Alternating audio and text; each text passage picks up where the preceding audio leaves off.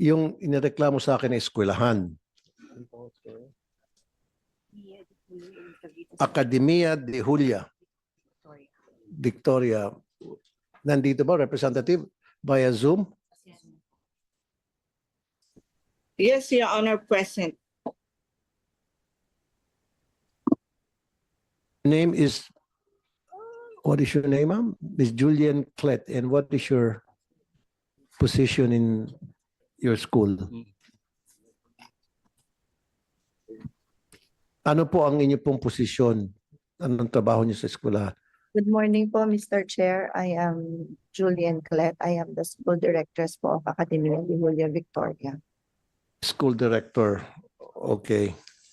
Also, Mr. Chair, together with me po is Mrs. Victoria Valencia. Okay, so kumpleto kayo. Dalawa po kami. All right. What is the status of the case ni Victor Cloma, yung inyo pong utility na namatay habang ginagawa niyang trabaho niya doon sa basketball court? Ayun po, Mr. Chair. Simula po nung nangyari yung incident, we have been cooperating naman po with the different government agencies po. And number one po with DepEd po, nakapagpadala na rin po kami ng report with DepEd.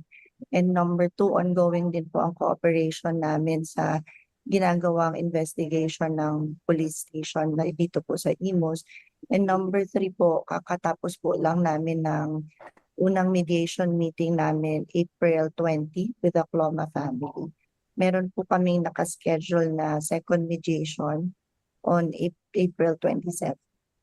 You know what? Hindi na dapat kailangan ng mediation eh. Dapat hindi na darating sa mediation eh. Kung talaga meron kayong pagkusa na gusto niyo talagang tumulong sa inyong mga empleyado. Kaso hindi, kailangan pa magsumbong sa akin and then ako, tatawag ko yung mga iba't ibang agency para to call your attention to make sure na matatanggap ng empleyado niyo na rapat ng mga benepisyo, which you did not. And then yung pa ako sinasagot sa telepono noon. Hindi niyo sinasagot yung programa ko. Now, wala man nakabinigay na sa burial assistance? Meron po ba kayong binigay? Your Honor, can I answer? Go ahead po. Your name is Miss Victoria Valencia. Victoria Valencia.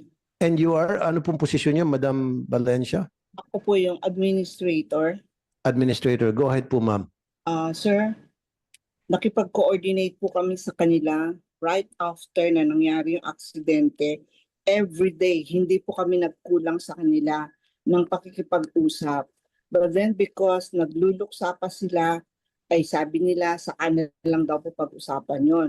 Even during that their father was buried, nagpunta po kami ng husband ko, nakikipag-coordinate kami sa kanila. And we have our records to manifest on that. And because we respected the family's condition or yung situation nila, so pinabayaan po muna namin. And then after the burial, immediately, nakipag-usap na rin po kaagad ang husband ko. And even before the burial, nag-offer na po kami ng financial assistance. How much financial assistance did you offer? Well, for the regular that's that SSS or that of the school. No, ma'am, let's not talk about SSS. Let's talk about yung manggagaling po sa inyo mula sa eskwelahan bilang employer. How much yung binigay niyong assistance doon sa inyong empleyadong nasa WI? I just want to correct, hindi po No, na. ma'am, just pakisagot lang. How much burial assistance did you give them? Yes, sir. Hindi po Ako namimigay ko naman kahit na hindi ko empleyado, pag may lumapit sa akin, binibigyan ko ng burial assistance. Kayo, empleyado yung mismo yun, namatay while doing his job, and you did not. Kaya nga No, lumapit sa akin. What is the reason why would they, wait, man. They will not come to my program if from the very start you did reach out to them and offer them all the necessary assistance that they need, which you did not. Okay. Chair, if I may po. Comsec, pwede bang i-ano natin yung ikot natin? Your Honor. Okay, dun sa complainant. Complainant, umiling-iling kayo. Pwede ba matatabingi tayo nito? Ikot nga. Anong pangalan nila? Anong pangalan nito sila? Um, ayan, okay. All right. So, hello, doon sa kay Matt Lawrence Cloma, are you there? Matt Cloma, sir? Nandiyan ka? Yeah. Okay. At si Mary Chill Magawad, kanina pa po umiiling-iling kayo habang nagsasalita po yung mga taga-eskwelahan. Ba't po kayo umiiling? Meron kayong gusto sabihin? Sige po, wag ko kayo matakot. Oo. So, yun nga po, good morning po Senator Raffy. So, yun nga po, hindi po nila sinagot yung boreal assistance.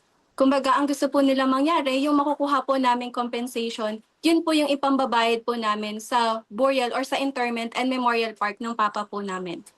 Compensation from where? SSS? Yung sa 6 months compensation po na ibibigay nila na nagkakahalagang 63,000 po, yun po yung gagamitin po namin para sa boreal. Kumbaga wala na po kaming makukuha ang iba pa. Exactly. So, in essence, wala talaga silang binavolunteer na burial assistance. Yung 6 months compensation, where did it come from? Saan gagaling yun? Yung Doon 6 po months? sa may 6 months salary compensation po, sir.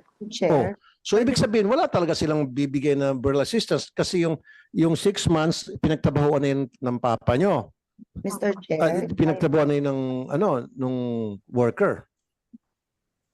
Go ahead po, ma'am. Mr. Chair, can I clarify po? Number 1 po na financial assistance na binigay po ng school is sinagot po syempre yung hospital. We acknowledge that responsibility po. Number Okay. 2, funeral service po. Wala po silang ginastos sa funeral service. Ang Kaya nga, yes, ma'am, may interrupt. Yeah, wala silang ginastos sa funeral service Yes. kasi nga po, kinarga doon sa 6 months. Ay, hindi po. Hindi pa po, Compensation. hindi pa po, Mr. Chair. Ililist down ko lang po, Mr. Chair, yung financial assistance na binigay po ng school. Ang number 2 po doon is yung funeral service na bukod pa po yun. And number 3 po, meron pong proposal ang school na parang ano po, kahit na po wala na si Kuya Art, papasahurin pa po siya ng 6 months. Ito po ay 6 months na hindi naman po niya itrinabaho. Kumbaga katumbas po ang halaga po ng financial assistance at that time na in-offer namin is katumbas po ng 6 na buwan na sweldo niya. And which is to how much? Parang 63,000 jobs. opo, parang 63,000. Hindi po. Yung Pag namalaki nyo sa amin yung 63,000, yan ba yung halaga ng buhay ng isang tao dahil sa inyong kapabayaan namatay yung worker ninyo? Sir, May kapabayaan kayo dito, dapat kasuhan kayo ng criminal eh. A criminal case should be filed against you because of your inability to make sure na properly maintain yung mga gamit doon sa inyong eskwelahan na nasusunod talaga yung pag-aalaga sa inyong mga trabahador.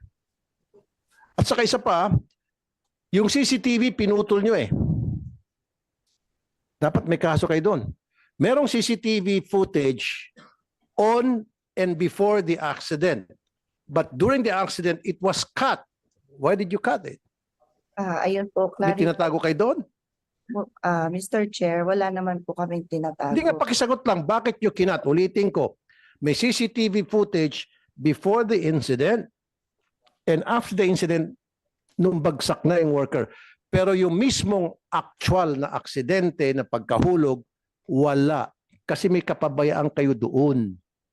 Opo. Mr. Chair, yung Kaya nga dahil sa inyong kapabayaan, dapat kaya nga nyo pinutol yung CCTV dahil pwede kayo mademanda doon, gagamitin yung CCTV footage bilang ebidensya, malaking kaso. Tapos ngayon, pag mamalaki nyo, 63,000 at pagtatabo 6 months na worth ng salary niya, yung bang halaga ng buhay ng isang tao na matay dahil sa inyong kapabayaan? hindi po, Mr. Chair. Go ahead po, ma'am. ayun po, yung CCTV po, Mr. Chair, hindi po namin siya inedit. Nagkataon po na yung CCTV namin sa location na yon ay panning. Ano po? Panning po, panning. Ang ibig po Okay. sabihin ng panning, ito po yung mga Miikot, gumagalaw, yes. Opo. Kaya po yun po yung equipment namin doon sa area na yun. Kaya hindi po natin talaga nakita yung yung situation na nahulog po yung tatay nila. Okay, Pero- sandali lang. The live-in partner has been raising her hand kanina. Ma'am, sige po.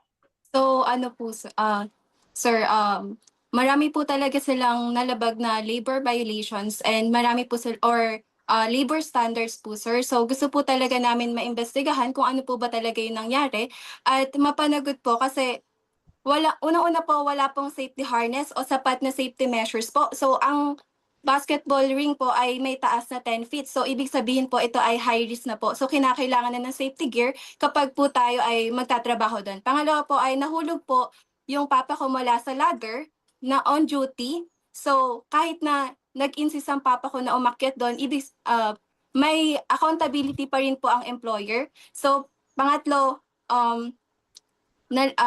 nalabag po nila doon yung reckless imprudence resulting in homicide po. So according po sa Article 365, Revised Penal Code. So pangalawa po, sir, ay yung violation of occupational safety and health law. So dahil nga po sa kawalan ng PPE or safety harness, pangalawa po ay posibleng may unsafe working condition po. So possible na may sira po yung ladder. So gusto po sana namin malaman or makita yung ladder po, sir, tsaka yung mismong basketball ring. And yun nga po, yung kakulangan po sa response system or pag-conduct ng first aid po ng school nurse po. Distracted bro. Yes. So, nakita niyo po, school, Miss Valencia and Miss Cleth. Mag-usap kayo itong complainant. Do everything you can para naman makompensate sila properly. Wag naman yung iwan niyo sila sa ere. Wag naman pagmamalaki yung 63,000 pesos. Napakalit na bagay yun. Napakalit na amount yun. Kung titingnan natin yung buhay na nawala, nasawi dahil sa inyong kapabayaan. Kung hindi kayo pabaya, buhay pa siguro yung manggagawa. Yun yung pinopoint out nila. So Dole, are you investigating this case? What have you been doing about this case? Yes sir, tinitignan namin yung report ng regional office po namin, Region 4A, at nagkaroon na ng findings po. Anong Dito findings sa- and what is the findings? Yung nabanggit po kanina na violation of occupational safety and health rules po. Among others, walang first aider, walang safety and health program, Okay. walang safety orientation, Okay. at may mga violations din po dito sa Rule 1060, yung design ng facilities po, at yung provision of nabanggit po kanina, yung provision of personal protective equipment po. So yun po ang lumabas sa report ng aming regional office po, among others. Okay. And we will issue the corresponding correction order. Okay. Tutuloy pa yung ano po dito, titignan po kung merong willful na violations, and if that is established ay merong posibleng magiging fine na may papataw sa establishmento, Your Honor. Very So- good. So this is ongoing, Your Honor.